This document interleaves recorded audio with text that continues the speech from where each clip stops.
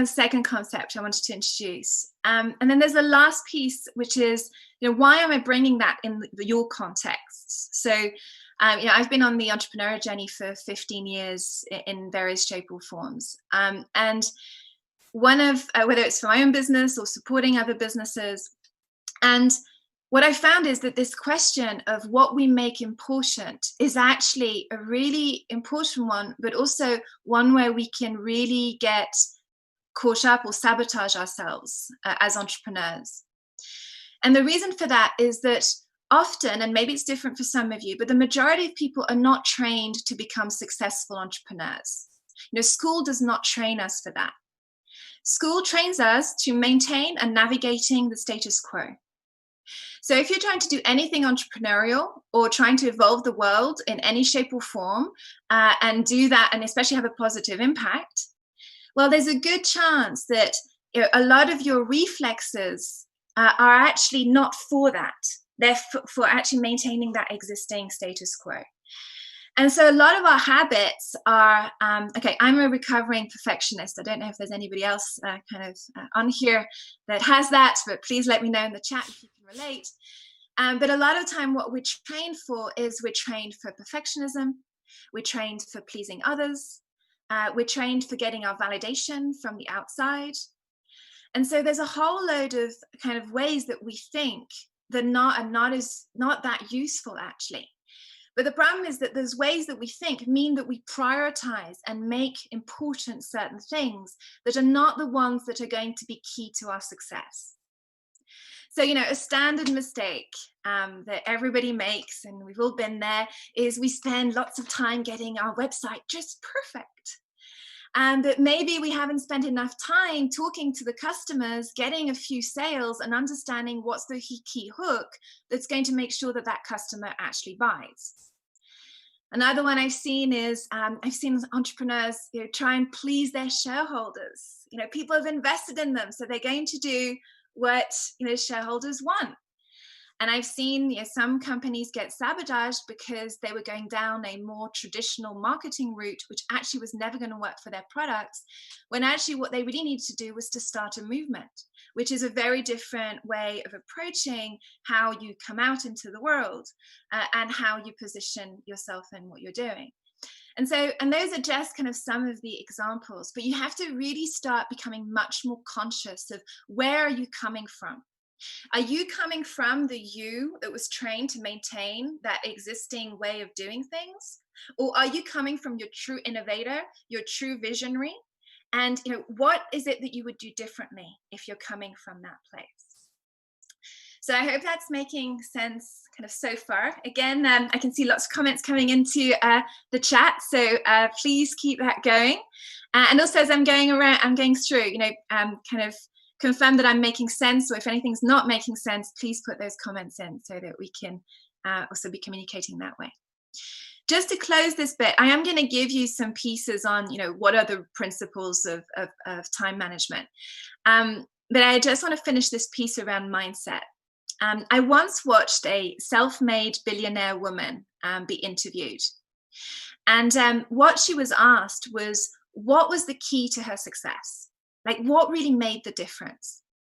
And what she said was that when she was little, every night at the dinner table, her dad had this habit where he would ask her, what have you failed at today? And she knew every day that her dad was going to ask her that question. And so a lot of her day she spent on making sure that she would have an answer to that question, which meant that she would step out of her comfort zone much more. She would actually try and fail. And for her, failing became not a big deal. It became just part of an exploration and a stretching. And it meant the next day she would just pick herself up. It wouldn't be like this big shameful experience that often sometimes we do have. Failure is not something that often we're comfortable with. But as entrepreneurs, it's something that actually we have to get super comfortable with. And so, what she was saying is that was the key to her success, is that she wasn't afraid to failing. She just saw that as normal. It was part of exploration. And she knew how to pick herself up. It wasn't even picking herself up. It was just a way of life, to stretch the boundaries and to explore beyond what she knew. So I want to leave you with that, because as we go through today, I'd love it if you could do some self-coaching, which is, where in your mindset is like your mindset actually serving you on this journey? And where is it having you have reflexes that are not going to serve the big picture of what you're trying to do here?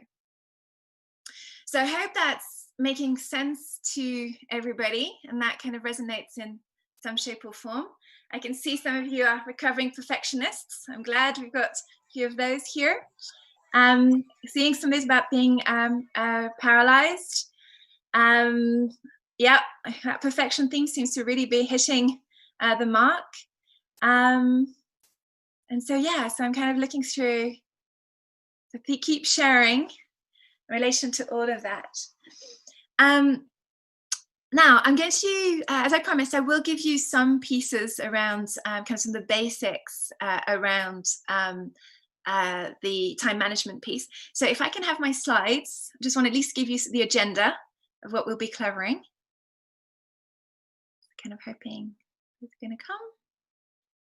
Great. So in terms of that, what I want you to see is the first slide is looking at the agenda. So what are we going to be looking at today is looking at how are you going to handle priorities, because that's always kind of a piece which is a little bit confusing to us. So how are you going to be handling priorities?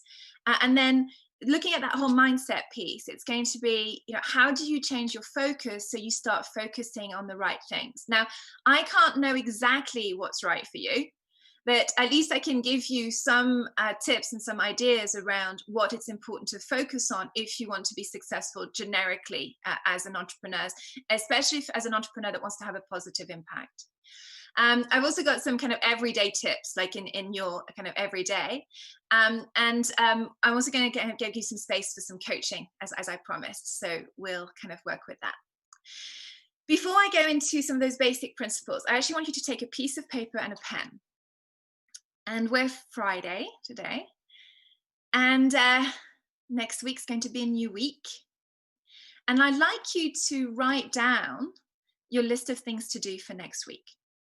So just take a few minutes to start writing down your list of things to do for next week. And I'm going to guide you through some questions in a minute.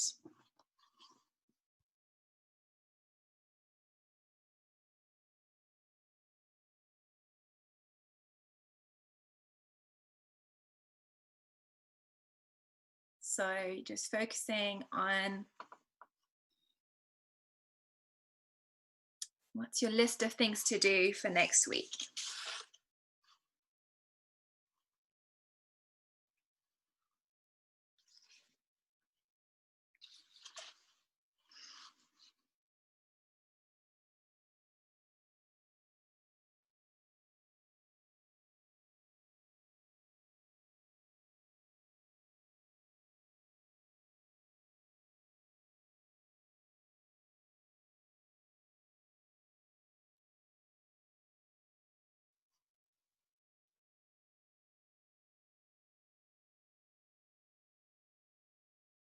Okay.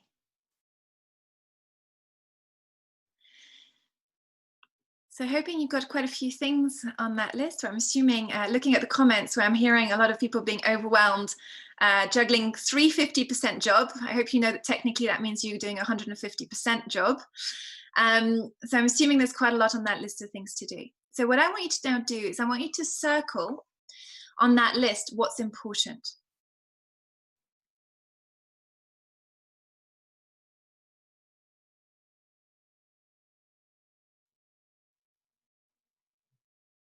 Okay, so circling on that list what is important.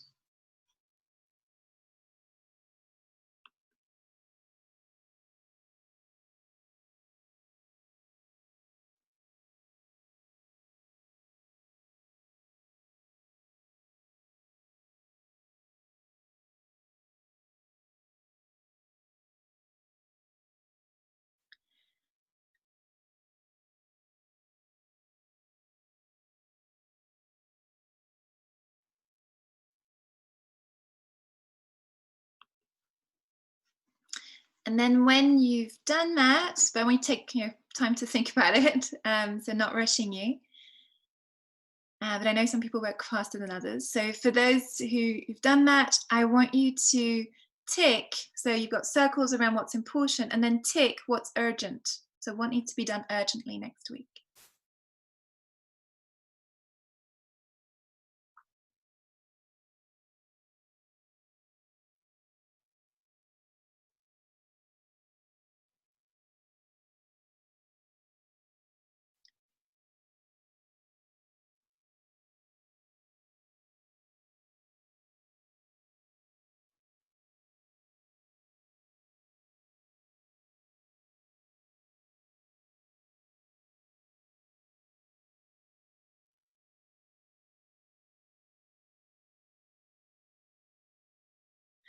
And so what you should end up with is you should have some things that are circled as just important. You should have some things that are important and urgent. And you should also have some things that are urgent, but maybe not too important. So there should be a selection around that. But what I'd like to hear a little bit is what came up for you when you did that exercise. So as you're looking at your list and having to select what's important, what's urgent, what's coming up for you. So I'm open for a bit of sharing on that. Love to hear from you. If you're happy to share. If you're happy, please unmute yourself and share.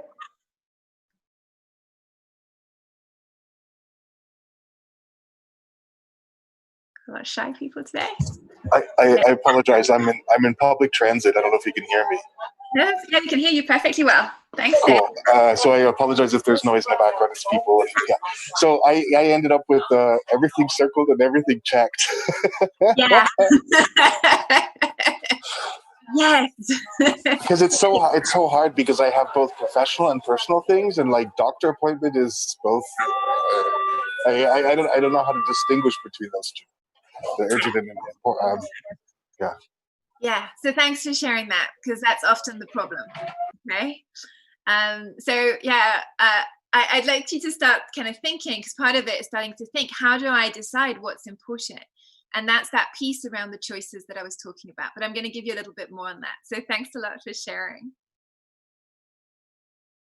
Okay. Anybody else? Was that kind of similar for everybody, or did you discover other things doing that? Yes, for me as well. I thought, oh, these two things are important because they are urgent. One of them is VAT filings, which have to be done every quarter. And another one is a deadline that's coming up. And I thought, well, I need to do this because the deadline is coming up. Yes. Okay, great. So thanks as well for that point. That's another piece that we do, is we often confuse urgent and important. They become the same thing. So thanks for sharing that too. So let me give you a little bit on how to start thinking about it all in a slightly different way. So if I can go just to the next slide, that would be great. All right. Okay, so what that slide is about is it's having us really kind of understand what time management is really about. So what I want you to think about is, I want you to think about time as a resource. It's one of the many resources that you need in order to succeed. And so what you want to think about is in terms of three things. You want to think about in terms of the resource and the ultimate result that you want to get. So what is it you're really trying to get? What is it you're really trying to create? And ultimately, it can be what kind of business you're trying to create. It can be what kind of life you're trying to create. Because in my experience, especially if we're entrepreneurial, we also tend to, want to not just be creating a business, but also creating a life. But what's important is to understand is what you're doing is you've got resources and you're trying to channel them towards results. And I want to make a distinction, but I'll just keep coming back to the perfectionist piece, but it's just one of the different ways it can play out. If you have that perfectionist piece, one of the results is I want everything to be perfect, but it's kind of like, well, what is perfect? So for me, a better question is, what would you love to create? And in the middle, as you can see on the slides, is this piece, which is activities. And so ultimately, in order to get the results, you need to decide and choose certain activities. But how you choose the activities is based on the results that you're trying to achieve. And often we don't spend enough time really visioning what's that end outcome that we're wanting to do. So in areas where you're struggling, you start thinking to yourself, well, what is it that I'm really trying to create? So when I see overwhelm, it's like, well, are you really trying to create a life that's overwhelming? You know, is that what you're really wanting? And if not, what are you wanting that's different? And what would that mean in terms of the choices in activities that you would need to start to do going forward? So give me signs in the chat to make sure that it's still making sense and it's resonating with you.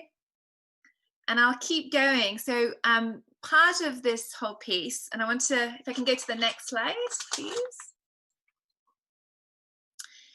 And this is two distinctions that we make in terms of time management. And the first one is what we call effectiveness. So effectiveness is when you hyper-focus on the activities and you're very focused on doing the activities well. The second piece is around efficiency. And what efficiency is about is it's looking at what results do I want to achieve. So ultimately, you want a bit of both, right? You kind of want to do the activities in a way that's good enough to what it needs to be. And, you know, remember the 80-20 rule, you know, remember that actually it doesn't need to be perfect. It just needs to be good enough. But the thing that's going to be the real key is you need to make sure that those activities are serving that result. And that's that piece around efficiency that I was talking before. And we sometimes over-focus on effectiveness and not enough on efficiency. So on top of not really taking ownership for what we're trying to create, then we hyper-focus on certain activities. Which means that it's almost like we're in this constant reactive mode as opposed to this really kind of conscious creative mode. So hoping that's still making sense, and then going to next slides, I'm going to give you a little bit more on that piece. So one of the things to start to think about, one of the principles is we talk about elephants and ants. So the elephants are starting to think about what are the key activities, what is important. And so these are the activities that are really going to move you forward in terms of your results and the outcome you're really trying to achieve. And, you know, one of the ways I do that to work out what's really important is that I put myself into the me that's already succeeded at what I'm trying to succeed. So getting super clear of where I want to be on the other side of this, and imagining that I'm already that person. And then I look back as to what are the activities that actually made the difference. And what I find is it's really interesting. If I am at the start of a journey where I'm trying to create something new, and I just try and do it just from how I've always done things, then I tend to focus on the wrong activities. If I start training my brain to become curious about how would I approach things if I'd already kind of succeeded at it, it helps me focus on how I need to shift myself and how different things are important at the next level. So it's almost like it's actually how Olympic athletes also use that to retrain their brains in order to be successful at events. They visualize themselves succeeding at the event, and they're actually training themselves and their brain to succeed at it and to kind of focus in a new way so they can reach the results by focusing on the right activities. So that's kind of one thing to start thinking about. And I will give you some tips a bit later on how to kind of think about this important bit. So now going to the next piece, which will be around, so kind of the next slide on that. And so the ants are these areas that are not key activity, but unimportant. And the problem is often we don't make enough of a distinction around that. And as Miguel was saying, is we tend to kind of focus much more on what's urgent, and as a result, we might be focusing on things that are much more ant-like, not that important. They're not going to move the needle of what we need to focus on, but they just seem urgent. And usually, maybe because somebody made a phone call and told you they were urgent, so it's not even it's not even your priorities. It's somebody else kind of doing stuff. So that's kind of another piece to watch out for. And then if we go to the next slide, so keeping going with that.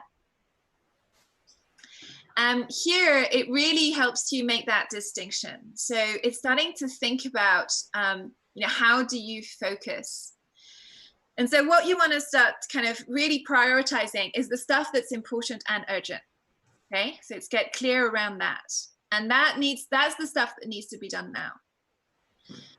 Then it's about focusing on really understanding what's the important stuff. And what the trick is that you want the important stuff to start getting done over time, but not to constantly become urgent. Because often when we're in this overwhelm stage, everything seems important and everything seems urgent. And what we want to start to do is be really clear about what's important and it's going to make the difference.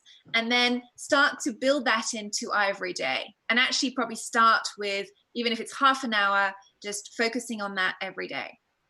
And to be honest, and over time, what you'll have is that you'll have less of being in this kind of panic mode all the time, where you're just trying to do the important urgent at the same time. And then the ant stuff. So the ant stuff, you need to start to become kind of really clear on that. If it's an ant stuff and it's urgent, you need to start kind of asking yourself, first of all, why are you doing stuff that's not really moving the needle of what you're trying to do? Like one really great example on this is, I was once told by an entrepreneur is, every morning what's important is you've got to focus on what's actually going to bring money into your business. It's literally, if you're in a world of having a business, it's what's going to start bringing money in. And so the piece on that is that sometimes we focus on a lot of other stuff that's not really focused on bringing the money in, getting customers, communicating customers, doing what we need to do around that. So I want you to really think about, when you're thinking about the ants and the elephants, a little bit more in those terms. So if something's really urgent, you really got to ask yourself, first of all, does it really need to be done? If yes, then do it, but do it quickly. And then over time, start setting boundaries so you don't have most of what's on your list kind of connecting to kind of stuff that's ants. And then if it's not, even urgent, then it's kind of like, well, do you really need to do it at all? And, either leave it or delegate it to somebody else for whom it's much more relevant. So kind of that's the basic of thinking around prioritizing. But often I think the issue is, well, I don't really know what's kind of important. So if we keep going in terms of the slides, I want to focus a little bit more on that to give you some things to think about around that. So going to the next piece, it's just changing your focus. Okay, so one of the things that's really important if you're in that entrepreneurial world is speed. Because often you have limited resources, and so you need to get fast to ultimately be able to sell something that works. And resources can be your own energy, it can be money, it can be whatever it is. So speed is actually of the essence. And this is where that whole perfect piece comes in. This is not about being perfect, it's about being impactful quickly. And within that whole conversation about failing is super important.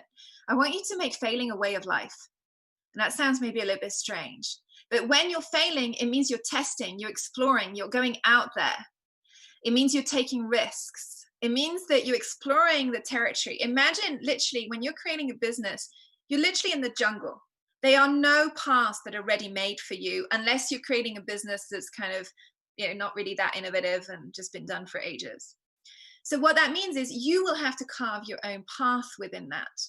And in my experience, that means wandering a little bit around the jungle, hacking your way through and making some mistakes. But also it's owning that you're in the unknown.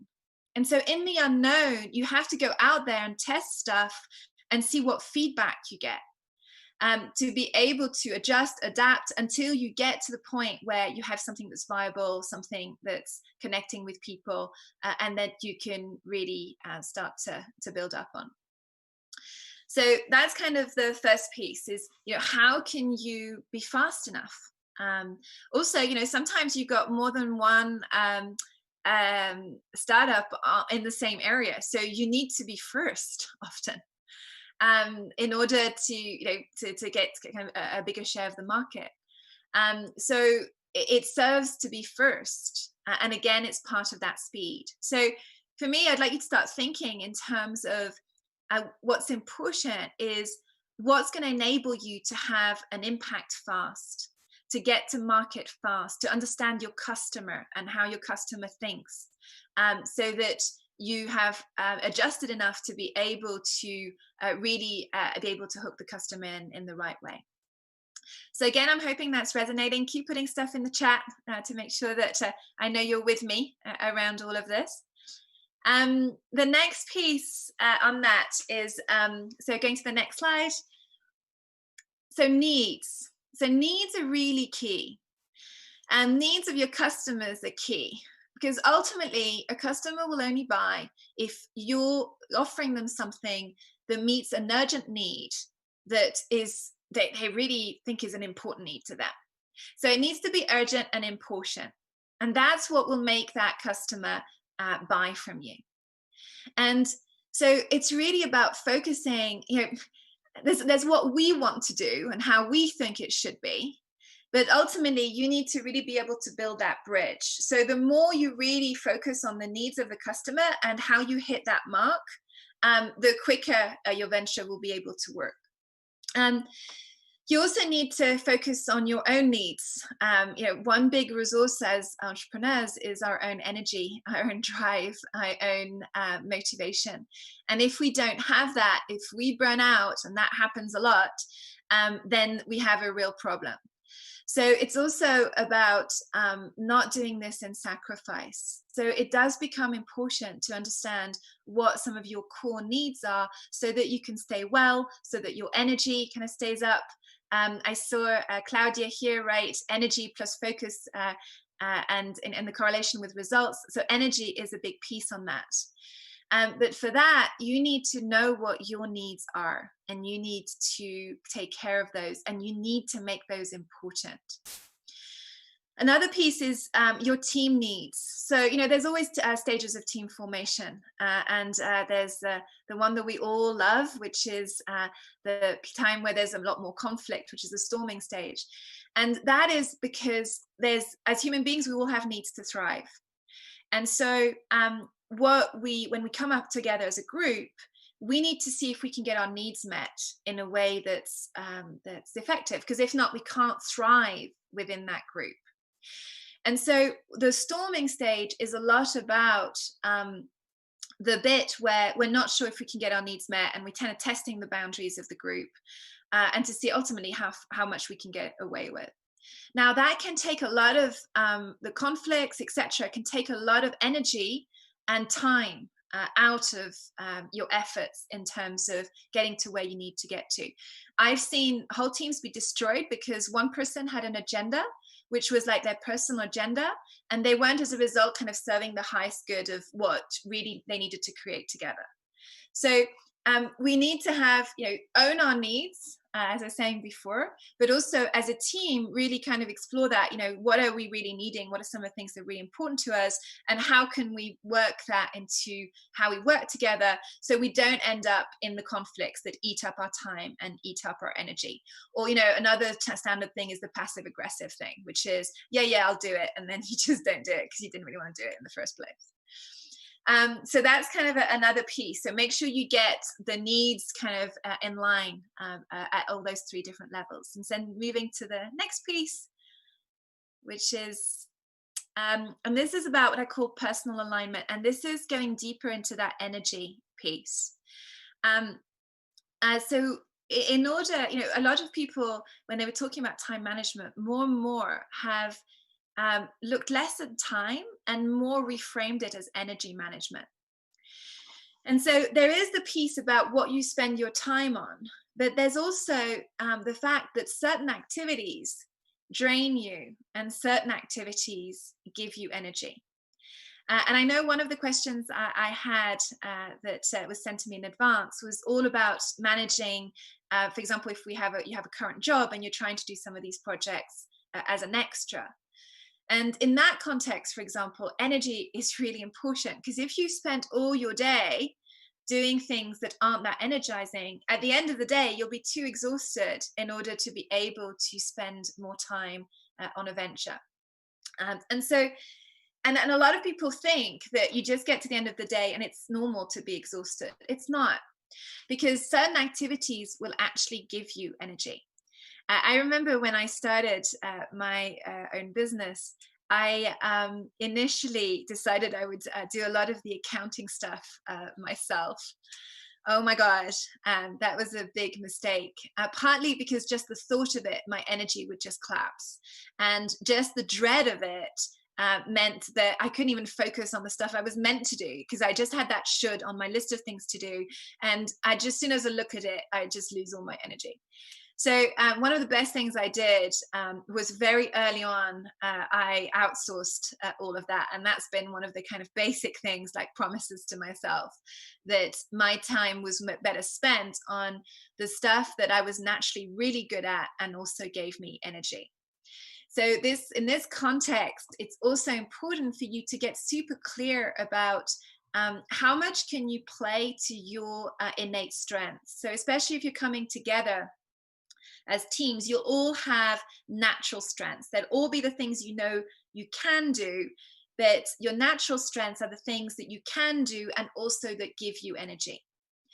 And so the more that you can play towards that, be it in your job, be it in this venture, the more you'll have a kind of energy that will literally kind of be created by that activity, because it will give you energy.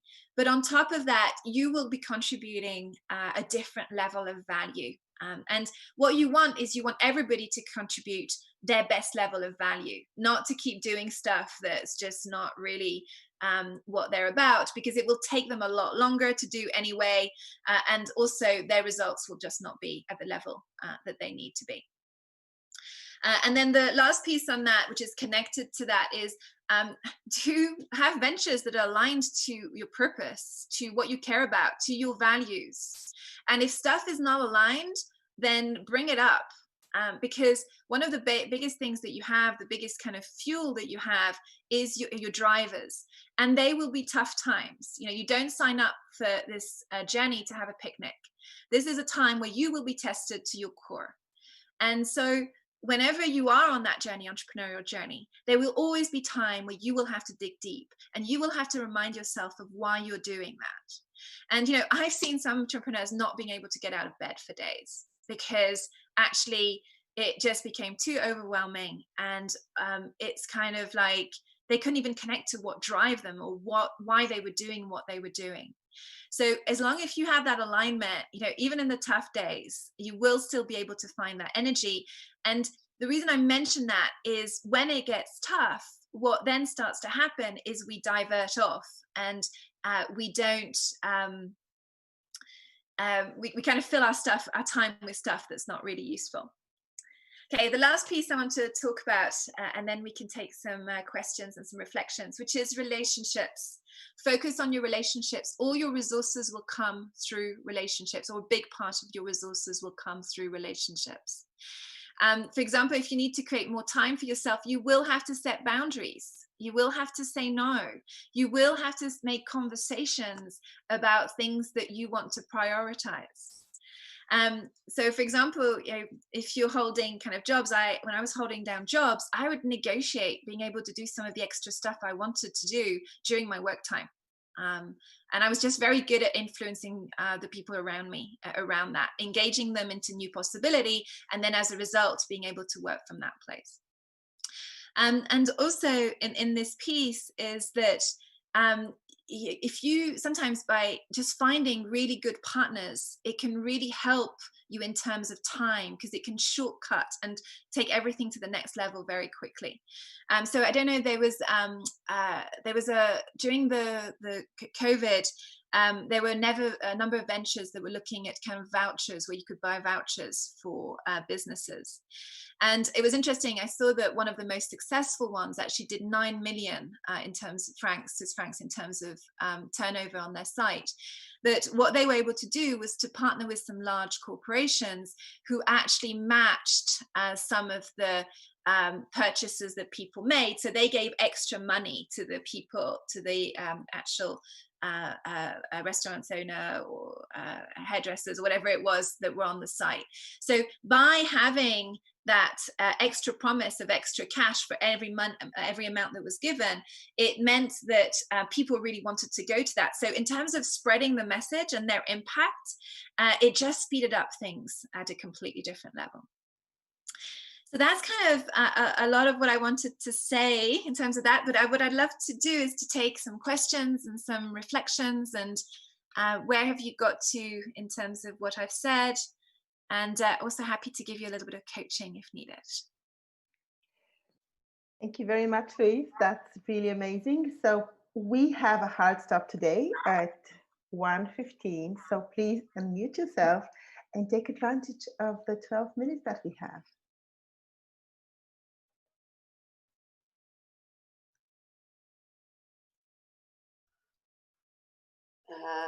Hello. Hi. I'm Claudia. Yes.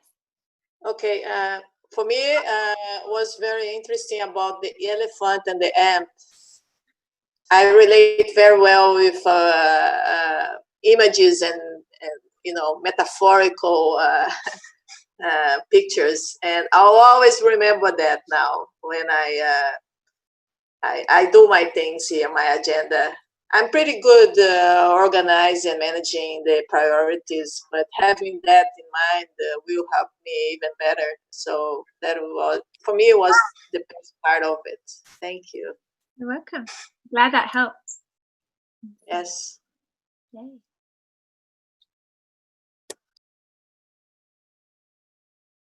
I don't know if there's anybody else who has questions or coaching, or whether you've already got everything you need from what we were speaking.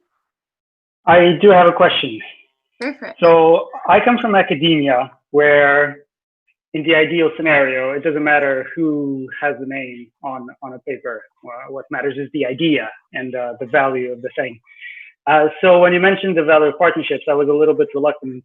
I would like ideas and businesses to stand for themselves, not for who the owner knows. Does that make sense? Yes. Yes. Well, there's selling itself, but there's also, added, I think it's about, there's a difference between adopting a thought leadership idea and actually buying a product. And it's looking at what is it that people need in order to buy a product. And one of the things is they need credibility. They need to be able to trust you. And so it's about kind of getting an extra level of trust. Also, I think in relation to the particular example I was giving, in a way, they were putting their money where their idea was, because they were saying they wanted to help people on the ground, and they actually found a partner and a mechanism to help it even more.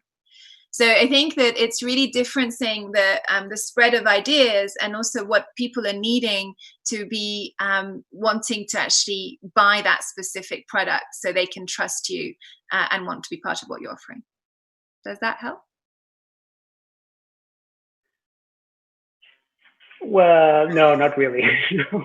I get the idea of, if it's about impact, it doesn't. The method doesn't really matter, but it's. I have some reluctance in doing that. Yeah, I mean, what I would say is there's a combination of both, in that, you're wanting to, through ideas, you also, you're inspiring a movement in some shape or form. You do want the ideas to spread. So that's also one way of, for example, doing your marketing. So there is that piece. And there is that extra piece, which is not from academia, which is the bit that you've got a business and you want to make sure that people buy from you, because otherwise you won't make money. So it's kind of also adding that extra piece about making that distinction about how do you make sure that people will buy from you.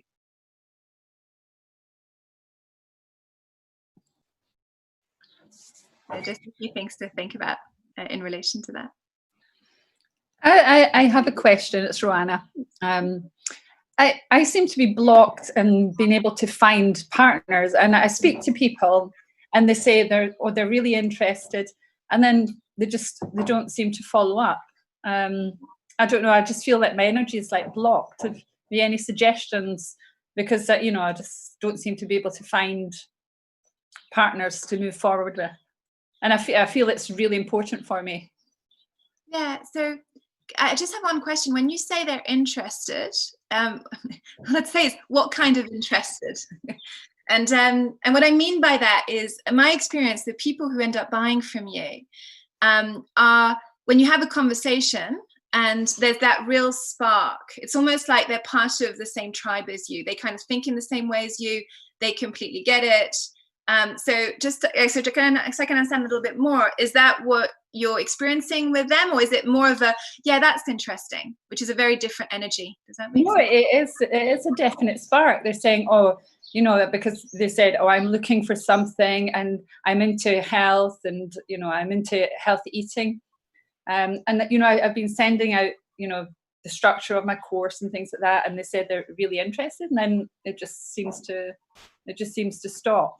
And yeah.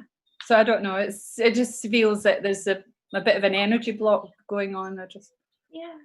I think for me, without knowing everything about the business, etc., just the things to look at are, is it actually meeting an urgent need now? Because you have to tap into something that feels really important and urgent. So there's a nice to have, and then there's that piece that, yeah, actually, I really need that now.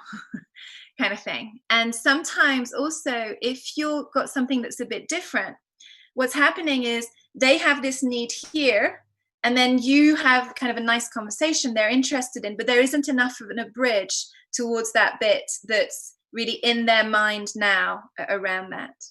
And then what I also do, if there's a block, I actually ask people to kind of, and see, is there something, just kind of, I'm getting a bit of feedback to look at if there's things. And so yeah, I'll follow up as well, because I feel like I'm sending out messages, and it's sort of like you're getting ghosted. You don't have yeah. So often it's because you haven't landed on a need that's kind of the most important need. And at the moment also, needs of people have changed. People are a bit all over the place with COVID. So It's also about adapting. So the needs that they traditionally would have had in a kind of normal state are not really what's happening now. So it's also about adjusting what's happening now, and it's almost like a lot is going on emotionally for people. And so it's tracking that a little bit more closely and not assuming to what's been working. Maybe sometimes it might not work now, is what I'm trying to say. Yeah, no, I mean, I feel like my idea is at the moment, maybe I'm completely off, but it's because, a lot of the reports coming out from COVID are saying that if your immune system is strong, then you have less impact from COVID. Yeah. And my whole program is about helping people to understand what's in the food, the impacts it's having on the body, and how it can really support their immune system. But, yeah, and it could be around, how do you position the thought leadership around that? Because I've seen quite a lot of people say that's the only solution, and I think sometimes it's about saying, because I've worked a lot on my immune system, and it's actually about kind of really meeting them where they're at. Maybe some are in complete denial, just not wanting to really feel kind of the risk, so they don't really want to go there. Some are really kind of over scared with what's going, so it doesn't seem that your immune system's enough. So it's maybe kind of meeting them a little bit more where they're at around that, and and it sounds it's taking some more time around that hook. And I think the bit I want to really say is ultimately that's the most important thing in your business. It's like until you found the hook in to people that they will buy, because otherwise, it comes a bit from a conversation earlier. If you don't have people who are going to buy from you, you've got an NGO. You haven't really got automatically a kind of a business. So one of the most important things is to really understand that hook around that. And I'm seeing that for me, there's a bit of a gap with what you're trying to sell and where people are at. So it'll be actually finding someone who would buy, definitely, seeing how they're different, or being much more careful about trying to build a bridge as to where they're at. Yeah, no, I mean, it's for me, I feel that I actually need partners at the moment, and before, well, I've been trying to build partnerships, but it's not working. So, anyway, thank you. I hope that gives you a few ideas. Yeah. That kind of thing. So yeah, is there anybody else? Yeah, we have 3 more minutes, so please take advantage.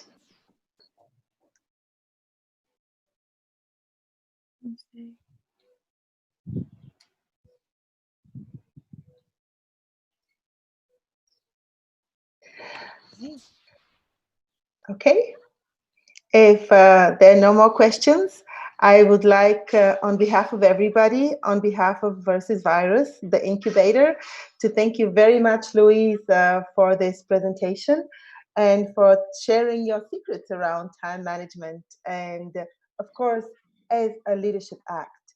And it's important to understand it's how we want to move forward and the choices that we want to make. Yes, who is speaking? Anybody else wants to say something? Okay. Yeah, thank you for the presentation. Oh, okay, yes. So once again, thank you so much. And yes, please do start making choices. Right, Louise? Yes.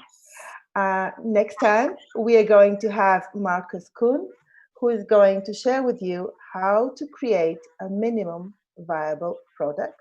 So have a lovely weekend. Enjoy yourselves. Do make choices. And I see you next Friday.